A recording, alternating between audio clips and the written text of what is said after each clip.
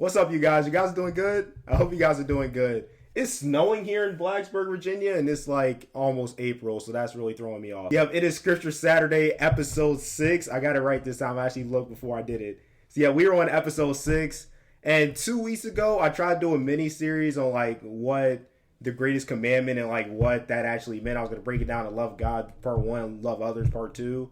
And I missed a week in between that to kind of mess it up. There's an airplane that just flew by. So yeah, anyway, I tried to break it up in part 1 and part 2 with love God, love others.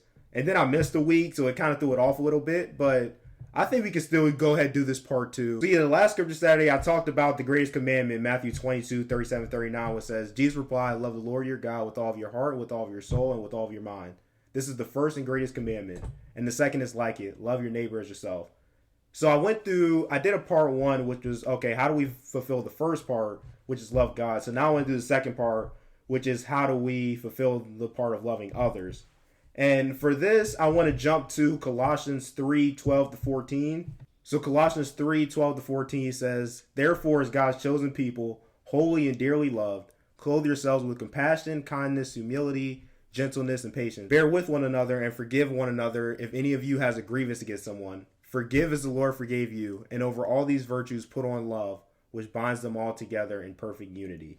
So yeah, I kind of want to touch on and go through each concept in verse 12 when it says clothe yourself with these things. So I'm going to bundle compassion and kindness together. First, we love people by having compassion and showing compassion towards them and being kind towards them. Even the people who it might not be so easy to do.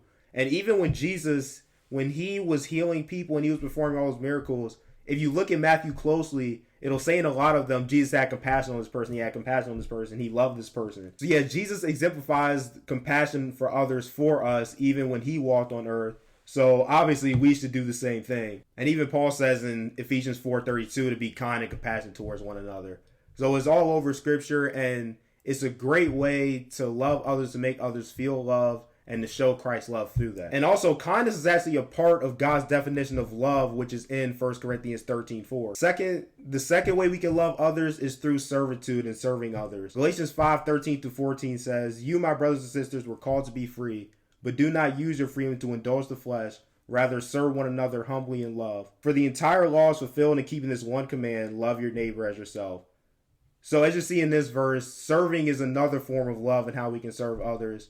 And notice how it says in verse 13, serve one another humbly in love. And there's a quote by C.S. Lewis, humility is not thinking less of yourself, but it's thinking about yourself less. Yes, as we put aside our own personal desires, we can look to serve others humbly, and that is another form of love. And even in Philippians 2, it goes on about how Jesus came on this earth out of love and as a servant and made himself nothing. So again, Jesus exemplified himself. We can follow that example. And yeah, the third way to love Christ, I'm also going to bundle gentleness and patience together. And in Matthew 11, verse 29, Jesus tells us to learn from him, learn from his gentleness, and how we find rest in his gentleness. Also, others can find rest in our gentleness. And this actually isn't in that Colossians passage, but I also want to mention forgiveness as an extra way we can love others. And actually, going back to Matthew 22:39, when it says love your neighbor as yourself. In the NIV, that's a footnote that leads to Leviticus 19:18,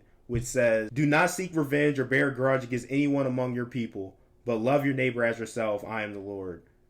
So yeah, forgiveness is not seeking revenge on one another, is not planning or plotting against one another to fail. Forgiveness is actually the decision to move past whatever issue you have with the person and genuinely root for their good, genuinely love them in spite of that. And people seeing that forgiveness can show Christ's love in us. So yeah, that's the end of this video. I hope this encouraged you guys. I know it encouraged me, and I'm going to have to do some soul search to make sure I'm carrying out these things. But yeah, what do you guys think? Do you have anything to add to it? And I'll see you guys next time.